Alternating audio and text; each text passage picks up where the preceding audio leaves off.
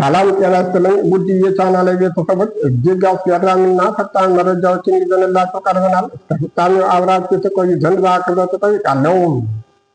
በቅድሚያም አርዕስተ ዜናዎችን አስደምጣችኋለሁ። በአማራ ክልል በተለያዩ ግንባሮች ማለትም በጎንደር፣ በጎጃምና በወሎ ከፍተኛ ውጊያዎች የተደረጉ ሲሆን የፋኖ ኃይሎች በርካታ ድሎችንና ምርኮችን ማግኘታቸውን ገልጸዋል።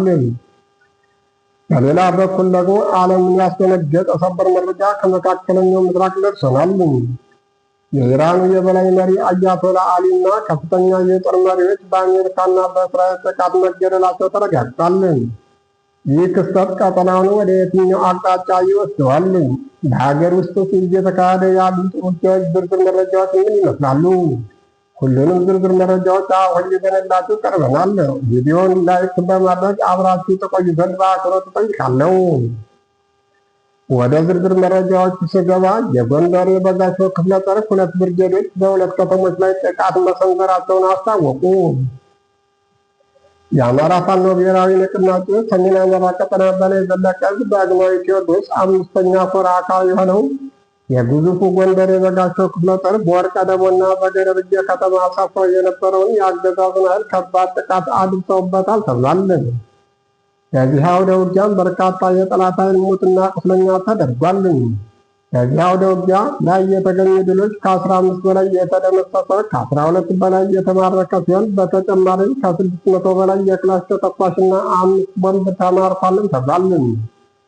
በጎንደሬዎች እርምጃ የተደናገጡ የአገዛዙ ብልጽግና ካድሬዎች ፋኖች ባልተጠበቀ አቅጣጫ ሰብረው ሌላ ከተማ ሊቆጣጠሩ ይችላሉ በማለት በስጋት ያለ እንቅልፍ ሲያድሩ፣ የጸጥታ መዋቅር ደግሞ ከአምባ ጊዮርጊስ እስከ ደባቅ ድረስ ያለ የሌላ ኃይሉን ሰብስቦ ከተሞችን በመጠባበቅ ላይ ይገኛል።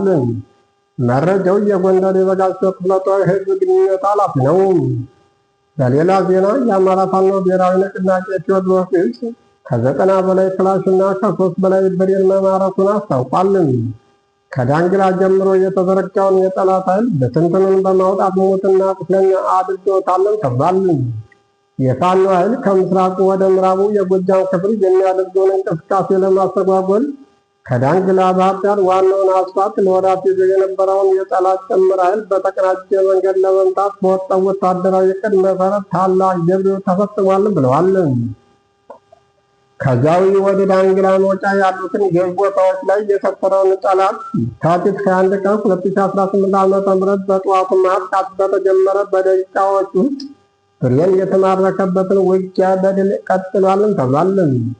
የአፋብኃኝ ቴዎድሮስ 105ኛና 109ኛ ኮሮች በጋራ ያደረጉት ማጥቃት አድማሱን በማስፋት ከዳንግላና መራዊ መካከል ጭሮ የተባለ ቦታ ላይ የሰፈረውን አረመኔ ሰራዊት መደምሰስ ተችሏልን ብለዋል።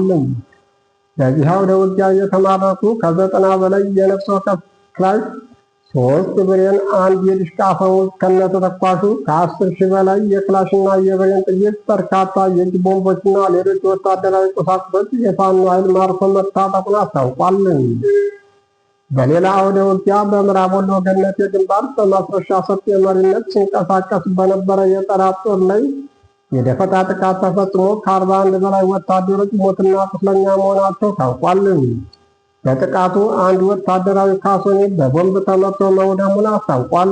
በዚህ ጥቃት የተገደሉ የ18 ወታደሮች አስከሬን በኤክስካቫተር ማሽን በተቆፈረ ጉድጓድ በጅምላ እየተቀበሩ ሲሆን ቁስለኞቹ ወታደሮች ደግሞ ወደ አቀስታ ለጋምቦ የካቲት 12 ሆስፒታል መወሰዳቸውን ነው ለማረጋገጥ ተችሏል። በተመሳሳይ በአማራ ሳይንት ጓሜዳ ላይ በተደረገ ውጊያ ከባድ ኪሳራን የተከናነበው የአገዛዙ ኃይል የንጹሃኖችን መኖሪያ ቤትና የእህል ጎተራ በአየር መቃወሚያ ደብድቦ ማውደሙ ተሰምቷል። በጓሜዳ አካባቢ ከየካቲት 22 2018 ዓ.ም ጀምሮ እስካሁን ድረስ ውጊያ የተደረገ ሲሆን የአገዛዙ ኃይል ከባድ ኪሳራን ተከናንቦ አካባቢውን ጥሎ መሸሹን ለማረጋገጥ ተችሏል። በአፋብኃኝ ምኒልክ ዕዝ ንጉሥ ሚካኤል አሊ ኮር ስር ሳይንት ክፍለ ጦር ስር በታቦር ተራራ ሬጅመንት የተወሰደበትን የጸረ መከላከልና የጸረ ማጥቃት እርምጃ መቋቋም አቅቶት ከባድ የሆነ የሰብአዊና ቁሳዊ ኪሳራን የተከናነበው የአገዛዙ ኃይል ጓሜዳንና አካባቢውን በአየር መቃወሚያ በመደብደብ አውድሞ ሸሽቷል። የአገዛዙ ኃይል በአካባቢው በፈጸመው የዙ 23 ድብደባ የበርካታ ንጹሐኖች መኖሪያ ቤት የወደመ ሲሆን በተጨማሪም በጥቃቱ በርካታ የእህል ጎተራ በእሳት ተቃጥሏል ሲሉ የአካባቢው ነዋሪዎች ተናግረዋል። ወደ ባህር ማዶ መረጃዎች ሲሻገር በመካከለኛው ምስራቅ የተቀሰቀሰው ግጭት ወደ ከፋ ደረጃ በመሸጋገሩ በመላው ቀጠናው የፍንዳታና የጥቃት ማስጠንቀቂያ ሳይረኖች ሲሰሙ ውለዋል ተብሏል። ይህ መጠነ ሰፊ ውጥረት የተከሰተው የኢራን የበላይ መሪ አያቶላ አሊ በአሜሪካና በእስራኤል ጥቃት መገደላቸውን ተከትሎ ኢራን የአጸፋ እርምጃ መውሰድ በመጀመሯ ነው። እንደ ኢራን ቀይ ጨረቃ ቃል አቀባይ ገለጻ የአሜሪካና የእስራኤል ጥቃት ከኢራን 31 ግዛቶች ውስጥ በ24 ላይ ያረፈ ሲሆን የቢቢሲ ማረጋገጫ ክፍል የተነተነው የሳተላይት ምስልም በቴሄራን የሚገኘውና የመሪው ቢሮ ያለበት የመሪዎች ቤት ከፍተኛ ጉዳት እንደደረሰበት አሳይቷል። የኢራን መንግስታዊ መገናኛ ብዙኃን አያቶላ አሊ በቢሮአቸው ውስጥ በነበሩበት ወቅት መገደላቸውን ዛሬ ጠዋት አረጋግጠዋል። በመላው ኢራን በደረሰው ጥቃት የሟቾች ቁጥር 201 የደረሰ ሲሆን ከነዚህም መካከል በደቡባዊ ኢራን በሚገኝ የአንደኛ ደረጃ ትምህርት ቤት ልጃገረዶች ትምህርት ቤት ላይ በደረሰ ፍንዳታ 108 ህፃናት መገደላቸው ተገልጿል። ኢራን በበኩሏ በእስራኤል ላይ ተከታታይ የሚሳይልና የድሮን ጥቃቶችን እየሰነዘረች ሲሆን አንድ የመኖሪያ ህንፃ ሙሉ በሙሉ መውደሙ ታውቋል። የአስቸኳይ ጊዜ አገልግሎቶች እንደገለጹት በእስራኤል ላይ በደረሰው ጥቃት ቢያንስ የአንዲት ሴት ህይወት ሲያልፍ 120 ሰዎች ደግሞ ለተለያዩ አካላዊ ጉዳቶች ተዳርገዋልም ተብሏል። በተጨማሪም የኢራን ልሂቅ የጦር ክፍል የሆነው አብዮታዊ ዘበኛ በባህሬን የሚገኘውን የአሜሪካ 5ኛ የባህር ኃይል ክፍለ ጦርና በገልፍ ቀጠና የሚገኙ ሌሎች የአሜሪካ የጦር ሰፈሮችን ኢላማ አድርጓል። ጥቃቱ በዱባይ፣ ዶሃ እና ኩዌት የተሰማ ሲሆን በዓለም ላይ ካሉ ስራ በሚነዛባቸው የአቪዬሽን ማዕከላት አንዱ በሆነው የዱባይን ዓለም አቀፍ አውሮፕላን ማረፊያ ላይ በደረሰ አደጋ 4 ሰዎች ቆስለዋልም ተብሏል። እንዲሁም በባህሬን ዓለም አቀፍ አውሮፕላን ማረፊያ ላይ ጥቃቶች መፈጸማቸውን የዓይን እማኞች ለቢቢሲ ገልጸዋል። በተመሳሳይ ዜና የኢራን ይፋዊ የዜና ወኪል ኢርና እንዳስታወቀው ቅዳሜ ዕለት አሜሪካና እስራኤል በኢራን ላይ በሰነዘሩት መጠነ ሰፊ ጥቃት የሀገሪቱ ከፍተኛ ወታደራዊ መሪዎች ተገድለዋል ብሏል። ከተገደሉት መካከል የኢራን ጦር ኃይሎች ጠቅላይ አዛዥና የመከላከያ ሚኒስትሩ እንደሚገኙበት በይፋ ተረጋግጧል።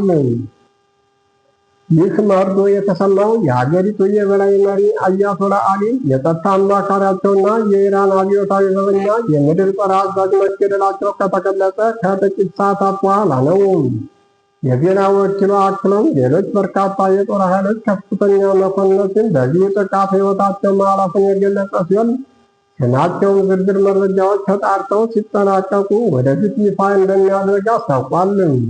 ይህ ጥቃት በኢራን ከፍተኛ ወታደራዊና ፖለቲካዊ አመራር ላይ የደረሰ ታሪካዊና ከባድ ኪሳራ መሆኑ ተመልክቷል። ውድ የዚህ ቻናል ቤተሰቦች ለሰዓቱ ያስኳቸው መረጃ የነበሩ በሌላ እስከምንገናኝ መልካም ጊዜ ነው።